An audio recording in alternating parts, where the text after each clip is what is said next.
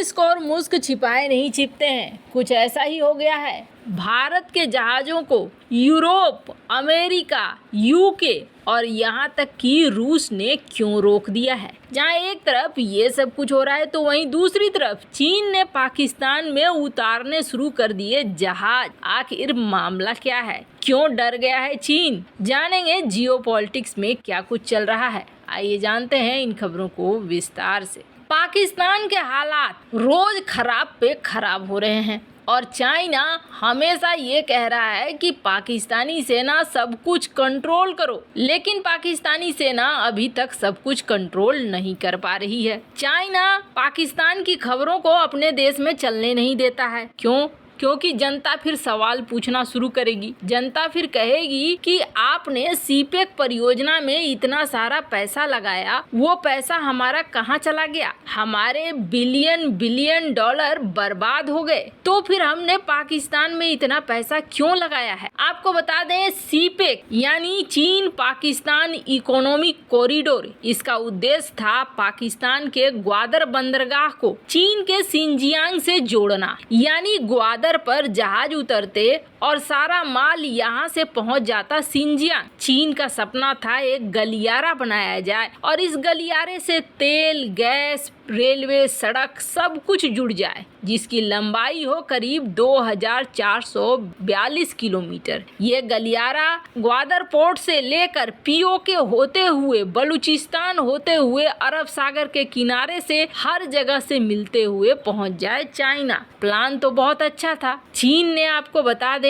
अपनी आज़ादी के बाद से ही 2 साल बाद से ही ये सपना सोच लिया था। उस समय था माओ त्से तुंग ने पाकिस्तान का फायदा उठाने के लिए एक सड़क मार्ग बनाने का सपना देखा। काफी पहले से प्लान बन गया था, लेकिन चीन को सफलता मिली 1998 में। पाकिस्तान के ग्वादर बंदरगाह में काम शुरू किया और 2002 में बनकर पूरा हो गया। शी जिनपिंग ने 2014 में इसे आगे बढ़ाकर कहा कि हम सीपेक बनाएंगे और तब 46 बिलियन डॉलर का फंड का ऐलान कर दिया। 18 दिसंबर 2017 तक चीन ने लंबे समय तक इसमें पैसे लगाए, लेकिन फिर चीन ने पैसे लगाने बंद कर दिए। चीन का सारा पैसा डूब चुका है सीपेक में। अब गुस्साए हुए चीन ने ग्वादर बंदरगाह का इस्तेमाल करना शुरू किया है, लेकिन समंदर के रास्ते निर्यात करने के लिए। मतलब यहाँ से 5 कंटेनर की शिपमेंट चीन को रवाना किया गया। ग्वादर बंदरगाह को चीन पाकिस्तान आर्थिक गलियारा के तहत विकसित किया जा रहा था।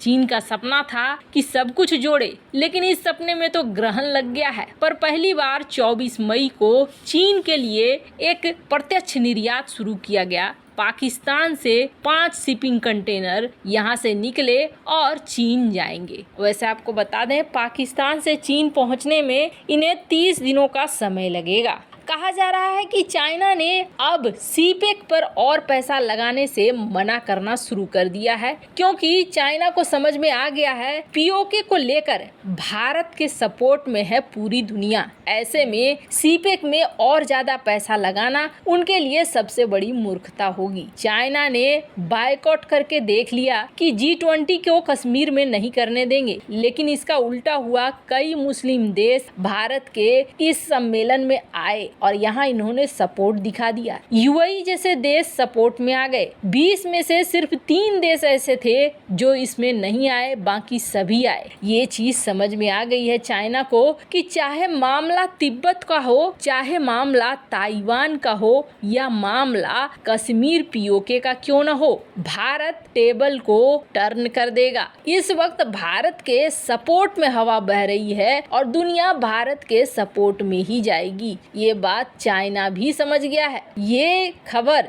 अब विशेषज्ञ भी मान रहे हैं कि चाहे कुछ भी हो जाए, भारत टेबल को पलटने की क्षमता रखता है। स्क्रीन पे आप द प्रिंट की रिपोर्ट देख सकते हैं। जिसमें कहा गया कि जिस तरीके से G20 को रोकना चाहते थे चाइना और पाकिस्तान और उसके उलट भारत ने इस कार्यक्रम को सफलतापूर्वक किया, ये साबित कर रहा है कि भारत कुर्सी को बदलने में सक्षम है। यानी चाइना अब और ज्यादा पीओके को लेकर पैसा नहीं लगाना चाहता है। पीओके को लेकर भारत ने कई ऐसे बयान दे दिए हैं जिसके बाद ये चाइना को एहसास हो चुका है कि आज नहीं तो कल पीओके उसके हाथ से जाएगा और ये इन्वेस्टमेंट भी उसके हाथ से चली जाएगी। खैर, जहाँ एक तरफ ये सब कुछ हो रहा है तो वहीं दूसरी तरफ एक बड़ा कांड हो गया है और वो कांड हो गया है उन रहस्यमयी जहाजों के साथ जो रहस्यमयी जहाज भारत के लिए माल लेकर लौटते थे और रूस का ये माल लेकर आते थे।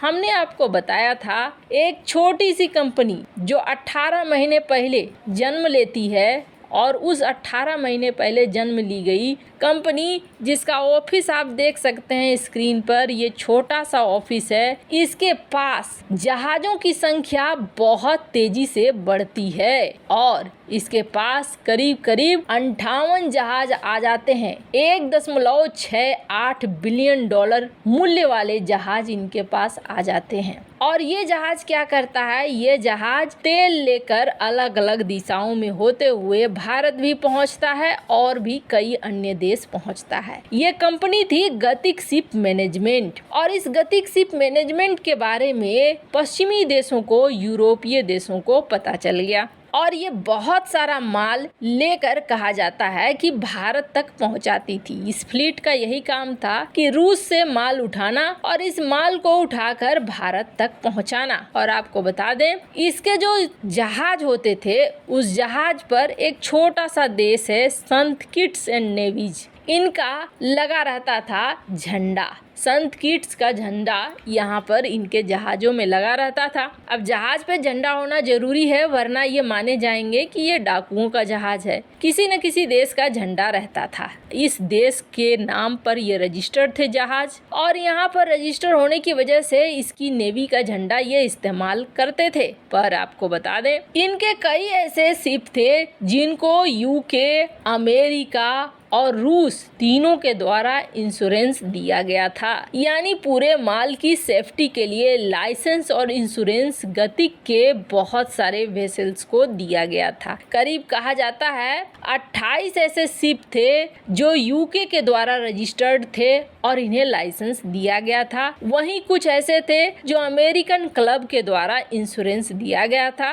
कुछ ऐसे थे जो रूस के द्वारा दिया गया था। अब जैसे ही ये खुलासा हो जाता है कि गतिक भारत के लिए तेल लेकर निकलता है तो इसके ऊपर प्रतिबंध लग जाते हैं। लॉयड रजिस्टर्ड ये कह देता है कि हम अपना रजिस्ट्रेशन कैंसिल करते हैं, तो वहीं संत किट्स ये कह देता है कि आप हमारा झंडा इस्तेमाल नहीं कर सकते हैं। उसके बाद अमेरिकन इंश्योरर भी कहता है कि हम अपना इंश्योरेंस आपसे ले रहे हैं। और इन सब में मजे की बात क्या है, ये सब कुछ देखकर रूस की जो इंश्योरेंस देने वाली कंपनी थी इन्गोस्त्राक, वो भी कहती है कि हम आपको नहीं देंगे इंश्योरेंस क्योंकि आप मीडिया में बहुत स्क्रूटनी में आ चुके हो, अब हम और ज्यादा आपको झेल नहीं सकते हैं। खैर, $60 प्रति बैरल के हिसाब से ये शिप पर आरोप लगा है कि ज्यादा तेल ला रहे हैं और जो नियम है उस नियम के अनुसार नहीं है, इसी वजह से इनको रोका गया है। खैर, कुछ न कुछ दूसरा उपाय तो जरूर निकलेगा। वैसे इन सब मामले में आपकी क्या राय है, कमेंट कर जरूर बताएं। जल्द मिलते हैं अगले वीडियो में नई खबर के साथ।